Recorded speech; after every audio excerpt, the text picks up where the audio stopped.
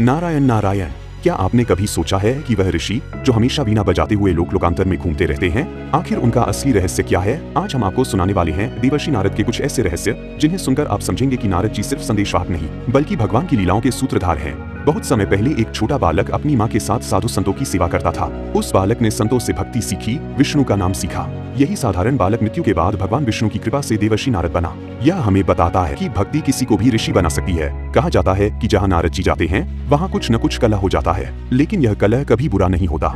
यही कारण है कि प्रहलाद विष्णु भक्त बना और डाकू रत्नाकर वाल्मीकि बन गया। सच यह है कि नारद जी का उल्टा आशीर्वाद अंत में मुक्ति ही देता है। एक बार नारद जी को अहंकार हुआ कि वे भी विवाह करेंगे। वे विष्णु जी के पास गए और कहा, भगवान मुझे ऐसा रूप दीजिए कि राजकुमारी मुझे ही चुन ले।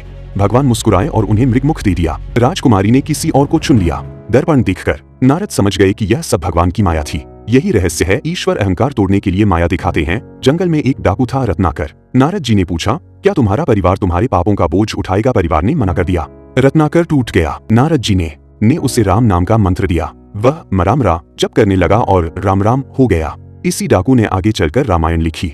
यह है नारद जी की भक्ति का असली रहस्य। नारद जी देवताओं के पास जाते, असुरों के पास जाते, मनुष्यों के सुनाते। इसी कारण उन्हें दुनिया का पहला पत्रकार कहा गया। लेकिन ध्यान रहे, उनकी खबरें केवल समाचार नहीं थी बल्कि हर बड़ी लीला की तैयारी होती थी। तो यही थी देवर्षि नारद जी से जुड़ी कुछ बातें। तो आपको यह अच्छा लगा तो सब्सक्राइब और लाइक करिए। शुक्रिया।